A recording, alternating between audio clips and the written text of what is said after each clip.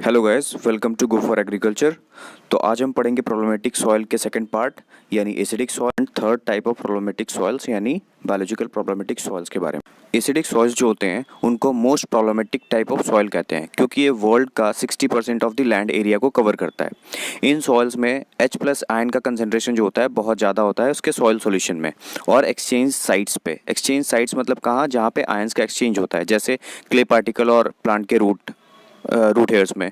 फिर और दूसरा कह सकते हैं क्ले पार्टिकल और क्ले पार्टिकल्स के बीच में। तो ये होता है एक्सचेंज साइट। क्या बताया मैंने कि एसिडिक सॉइल जो होते हैं उनमें H+ आयन का कंसंट्रेशन क्या होता है, ज़्यादा होता है उसके सॉइल सॉल्यूशन में और एक्सचेंज साइट्स पे।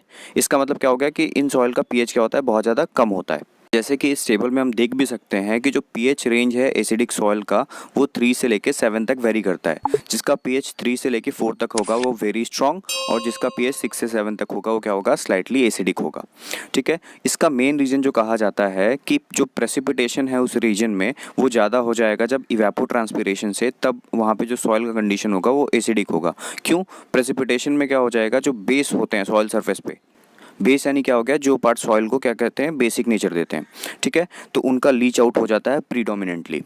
ये जो टाइप का सॉइल है ये ह्यूमिड क्लाइमेट में पाया जाता है। फॉर एग्जांपल असम का जो 95% ऑफ जो लैंड एरिया है वो एसिडिक है। जम्मू कश्मीर का 30% ऑफ द लैंड एरिया है वो भी क्या है, एसिडिक है। करेंगे कि इसके रीजंस क्या क्या हैं, मतलब जो प्रेसिपिटेशन हो रहा है, ठीक है, एक रीज़न है। और भी क्या रीज़न है एसिडिक सॉइल के फॉर्मेशन का? तो पहला तो मैंने बता दिया, हेवी रेनफॉल। दूसरा है अगर उस सॉइल का जो पेरेंट मटेरियल है, जैसे एलुमिना और सिलिकेट के मिनरल्स जो होते हैं वो एसिडिक नेचर के होते हैं। तो अगर पेरेंट मटेरियल उस तरीके सॉइल का अगर एलुमिना और सिलिकेट है तो वो सॉइल क्या हो जाएगा, खुद ही एसिडिक कहलाएगा। थर्ड जो रीज़न है उसका है कि एसिड फॉर्मिंग फर्टिलाइजर्स का अगर वहाँ ज़्यादा यूज़ किया गया हो, ऑर्गेनिक एसिड का फॉर्मेशन वहाँ पे ह्यूमस में ज़्यादा होता हो, या फिर एसिड रेन वहाँ पे ज़्यादा होता हो, तो उस टाइप ऑफ जो सॉइल कहलाएगा वो क्या हो जाएगा, एसिडिक सॉइल्स कहलाएगा। अब इससे मेन प्रॉब्लम क्या क्या होता है, अगर एसिडिक सॉइल है तो वहाँ पे टॉक्सिसिटी हो जाती है किसकी, एल्यूमिनियम की, मैग्नीज की और आयरन की। टॉक्सिसिटी कहने का मतलब क्या है कि वहाँ का जो सॉइल सॉल्यूशन है उसमें ज़्यादा क्या पाया जाएगा, एल्यूमिनियम, मैग्नीज और आयरन के ऑक्साइड्स या फिर सल्फेट्स या फिर कार्बोनेट्स। ठीक है। दूसरा क्या प्रॉब्लम क्रिएट करता है, ये डेफिशिएंसी कॉज कर जाता है कैल्शियम और मैग्नीशियम का। तो हम जैसे जानते हैं कैल्शियम किस में हेल्प करता है, बाइंडिंग ऑफ सॉइल पार्टिकल में। अगर उसी चीज़ का डेफिशिएंसी हो जाएगा तो क्या हो जाएगा, जो पार्टिकल है वो सॉइल के जो पार्टिकल्स हैं वो क्या हो जाएंगे, डिस्पर्स हो जाएंगे। थर्ड जो प्रॉब्लम होता है कि reduced availability of phosphorus and molybdenum. चौथा, रिड्यूस्ड माइक्रोबियल एक्टिविटी। यानी ये सारा प्रॉब्लम जो होता है एसिडिक सॉइल्स के अंदर पाया जाता है। तो इस चीज़ को हम रिक्लेमेट कैसे कर सकते हैं, इस चीज़ का रिक्लेमेशन जो है वो हम करेंगे लाइम से। लाइम यानी दो तरीके का, यानी कॉमर्शियल लाइमस्टोन और दूसरा डोलोमाइट लाइमस्टोन। तो लाइम जो है किस तरीके से हेल्प करता है, इसको बेस्ट इफेक्टिव वे कहा जाता है एसिडिक सॉइल के रिक्लेमेशन का, इसलिए इसको हम लोग बेस्ट सॉइल एमिलियोरेंट कहते हैं। ठीक है। ये क्या करेगा, सिर्फ उसके एसिडिटी को न्यूट्रलाइज ही नहीं करेगा, ये एल्यूमिनियम, आयरन और मैग्नीज टॉक्सिसिटी को भी क्या करेगा, डिक्रीज करेगा। और साथ साथ नाइट्रोजन फिक्सेशन को भी क्या करता है, इनहेंस करता है। क्यों? जब हम लाइम डालेंगे तो वहाँ पे न्यूट्रलिटी मेंटेन होगी और माइक्रोबियल एक्टिविटी क्या होगा, बढ़ेगा। जब माइक्रोबियल एक्टिविटी बढ़ेगी तो नाइट्रोजन का जो फिक्सेशन रेट है वो भी बढ़ जाएगा। और जो एग्रीकल्चरल लाइम होता है बेसिकली हम उसमें किसको कंसीडर करते हैं, कार्बोनेट्स हो जाएं, ऑक्साइड्स हो जाएं, हाइड्रो ऑक्साइड्स हो जाएं, किसके, कैल्शियम और मैग्नीशियम के। यानी कैल्शियम मैग्नीशियम के कार्बोनेट्स, ऑक्साइड्स और हाइड्रो ऑक्साइड्स जो होते हैं उनको हम लोग एग्रीकल्चरल लाइम कहते हैं। ठीक है। कितना लाइम डालना है हमें किसी सॉइल में वो हमें किस मेथड से पता चलता है, बफर मेथड। ठीक है। तो ये याद रखना, buffer method is used to calculate the concentration और the amount of lime used in a acidic soil. ठीक है। तो एक तो ये तरीका चीज़ हो गया एसिडिक सॉइल में। दूसरा चीज़ क्या है, एसिड सल्फेट सॉइल्स भी होते हैं जिनका पीएच 4 के नीचे होता है और कैलकेरियस सॉइल भी होते हैं। तो ये दो जो मैंने बताया, एसिडिक सल्फेट सॉइल और कैलकेरियस सॉइल, ये भी केमिकल प्रॉब्लमेटिक सॉइल्स के अंदर आते हैं। तो यहाँ पे हमारा टॉपिक कंप्लीट हो जाता है एसिडिक सॉइल्स का, यानी केमिकल प्रॉब्लमेटिक सॉइल हमारा यहाँ पे एंड हो जाता है। और यहाँ पे मैंने एक चार्ट दिया है कि क्रॉप्स कौन कौन हम यूज़ कर सकते हैं। तो रिक्लेमेशन तो हम कर ही रहे हैं और साथ साथ हम उस तरीके के क्रॉप्स का वहाँ पे यूज़ करें जहाँ जो क्या हो, पीएच टॉलरेट करते हो, मतलब लो पीएच को क्या करते हो, टॉलरेट करते हो। जैसे हम मेज अगर चाहें तो ऑप्टिमम पीएच क्या है, 6 to 7.5 के बीच लगा सकते हैं। कॉटन अगर लगाना हो तो 5 से लेकर 6.5 पीएच के बीच में लगा सकते हैं। ठीक है। तो हमारा जो नेक्स्ट टॉपिक है वो है बायोलॉजिकल प्रॉब्लम्स इन सॉइल। ये जो प्रॉब्लम है किस वजह से आता है, अगर वहाँ पे बायोलॉजिकल जो प्रॉपर्टी है सॉइल की वो क्या हो जाए, डिस्टर्ब हो जाए। और ये मेन जो रीज़न है इसका वो क्या है, हमारा फार्म मैनेजमेंट प्रैक्टिसेस और एंथ्रोपोजेनिक एक्शंस। ठीक है, मेनली जो है ह्यूमन एक्शंस की वजह से बायोलॉजिकल प्रॉब्लम होता है सॉइल्स में। तो किस किस तरीके का प्रॉब्लम देखते हैं सॉइल्स के अंदर। पहला, लो सॉइल ऑर्गेनिक कार्बन या फिर माइक्रोबियल पॉपुलेशन। ठीक है, सॉइल ऑर्गेनिक कार्बन और माइक्रोबियल पॉपुलेशन का लो होना। तो इससे मेन प्रॉब्लम क्या आएगा, अगर लो ऑर्गेनिक कार्बन होगा तो सबसे प्रॉब्लम ज़्यादा क्या हो सकता है। हम जानते हैं ऑर्गेनिक कार्बन क्या होता है, एक सोर्स होता है किसके लिए, माइक्रो ऑर्गेनिज्म के ग्रोथ के लिए। तो सोचो अगर कार्बन ही कम हो जाए तो माइक्रो ऑर्गेनिजम्स कम होंगे, और जब माइक्रो ऑर्गेनिजम्स कम होंगे तो मेन हमारा डिकम्पोजिशन नहीं हो पाएगा और माइक्रोबियल एक्टिविटी डाउन हो जाएगी, न्यूट्रिएंट का मिनरलाइजेशन नहीं हो पाएगा। तो मेन ये प्रॉब्लम हो जाता है अगर सॉइल ऑर्गेनिक कार्बन कम होगा तो। ठीक है, तो इसका हम रिक्लेमेशन कैसे कर सकते हैं, कंटिन्यूस एप्लीकेशन ऑफ मैन्योर करना पड़ेगा, कंपोस्ट करना पड़ेगा, प्रॉपर टीलेज करना पड़ेगा। ठीक है, लो यूज़ ऑफ फर्टिलाइज़र करेंगे। ठीक है, तो ये सारी चीज़ें होती हैं इन लो सॉइल ऑर्गेनिक कार्बन को रिक्लेमेट करने के लिए। दूसरा जो हमारा प्रॉब्लम होता है इसमें वो होता है लो और एब्सेंट ऑफ अर्थवॉर्म्स।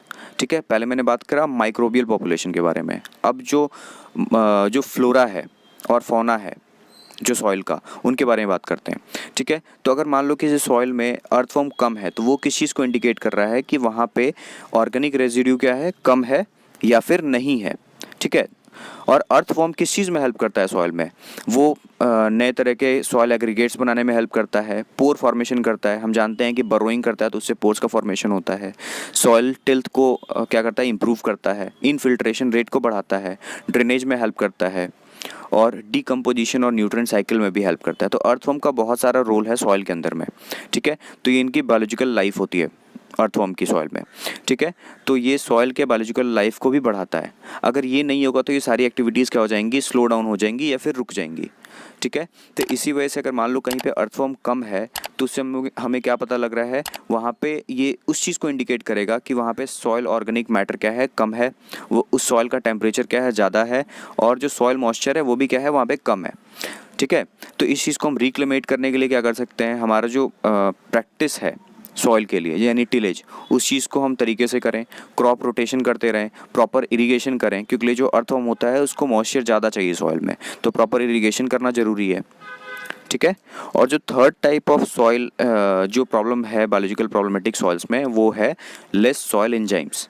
अगर सॉइल एंजाइम ही कम हो जाए, हम जानते हैं एंजाइम्स क्या होता है, एंजाइम जो है जो रिएक्शन है उसकी एक्टिविटी को क्या करता है, इनहेंस करता है। तो सॉइल में बहुत तरीके की क्या होती है, एक्टिविटीज़ होती हैं यानी रिएक्शंस होते हैं सॉइल और प्लांट के बीच में। न्यूट्रिएंट अपटेक के लिए रिएक्शन होता है सॉइल में होता है, ये जैसे आयन एक्सचेंज देखते हैं, तो बहुत सारी एक्टिविटीज़ जो हैं एंजाइम डिपेंडेंट होती हैं। ठीक है, तो अगर इसका ही रेट स्लो हो जाए यानी डिक्रीज़ कर जाए तो बहुत सारा प्रॉब्लम हो सकता है, क्योंकि हम जानते हैं कि मेन एक्टिविटीज़ किससे, एंजाइम रेगुलेटेड ही है सॉइल में और सॉइल और प्लांट के बीच में। तो ये किस चीज़ में हेल्प करता है, इंक्रीजिंग रिएक्शन रेट। ठीक है, तो अगर ये चीज़ नहीं होती है, अगर सॉइल एंजाइम की एक्टिविटी अगर कम होती है तो ये सारी चीज़ें दिक्कत करेंगी। तो इसलिए इसको रिक्लेमेट करने के लिए क्या करना होगा, हमें ऑर्गेनिक एप्लीकेशन करना पड़ेगा। ऑर्गेनिक एप्लीकेशन यानी FYM का यूज़ करो, ऑर्गेनिक मैन्योर्स का यूज़ करो, प्रॉपर क्रॉप रोटेशन करना होगा। तो इन सारी चीज़ से क्या होगा, सॉइल की एंजाइमेटिक एक्टिविटी क्या होगी, इंक्रीज़ होगी। जो हमारा फोर्थ टाइप का जो प्रॉब्लमेटिक सॉइल है वो है न्यूट्रिएंट प्रॉब्लमेटिक सॉइल्स। तो अभी तक हमने जितना फिजिकल, केमिकल और बायोलॉजिकल प्रॉब्लमेटिक सॉइल्स में जितने प्रॉब्लम्स को पढ़ा है, इन सब के वजह से न्यूट्रिएंट प्रॉब्लमेटिक सॉइल्स आता है। इसमें होता क्या है, बेसिकली जो प्राइमरी न्यूट्रिएंट है और जो सेकेंडरी न्यूट्रिएंट है, इनकी क्या हो जाती है, सॉइल में डेफिशिएंसी हो जाती है।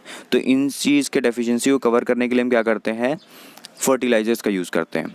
ठीक है, जैसे जिंक के लिए जिंक सल्फेट यूज़ करेंगे। ठीक है, NPK के लिए हम बहुत सारे sources of nitrogen fertiliser use करते हैं, जैसे नाइट्रोजन हो गया, यूरिया हो गया। ठीक है, फॉस्फोरस भी हम यूज़ करते हैं फॉस्फेट के फॉर्म में, और फिर पोटेशियम भी यूज़ करते हैं। तो ये सारी चीज़ें जो हैं न्यूट्रिएंट प्रॉब्लमेटिक सॉइल्स के अंदर आती है। तो मैंने अपने प्रीवियस लेक्चर में जो मेजर सॉइल्स ऑफ इंडिया हमने पढ़ा था, उसमें मैंने पहले ही बता दिया था कि न्यूट्रिएंट डेफिशिएंसी इंडिया के सॉइल में किस चीज़ की है, सबसे ज़्यादा नाइट्रोजन की। तो पोटेशियम है वो नेसेसरी अमाउंट में हमारे सॉइल में प्रेजेंट है। जो इंडियन सॉइल्स हैं वो किस में डिप्राइव्ड हैं, जिंक में। इसीलिए फार्मर्स क्या करते हैं, जब भी 2-3 बार वो क्रॉप लगा लेते हैं तो 25% ऑफ जिंक सल्फेट का भी वो यूज़ करते हैं स्प्रेइंग करके। ठीक है, तो आज का लेक्चर आई होप समझ में आ गया होगा। तो अगर किसी को भी इस लेक्चर में दिक्कत है तो वो मेरे Instagram channel go for agriculture पे मुझे डीएम कर सकता है, या फिर यूट्यूब चैनल के कमेंट सेक्शन में कुछ क्वेश्चन पूछ लो। और जिसको भी इस लेक्चर की पीडीएफ चाहिए वो नीचे दिए गए लिंक पे जाके डाउनलोड कर सकता है। अगर लेक्चर अच्छा लगा है तो इस वीडियो को लाइक करो, शेयर करो, सब्सक्राइब करो। Till then, thank you. मिलते हैं नेक्स्ट लेक्चर में।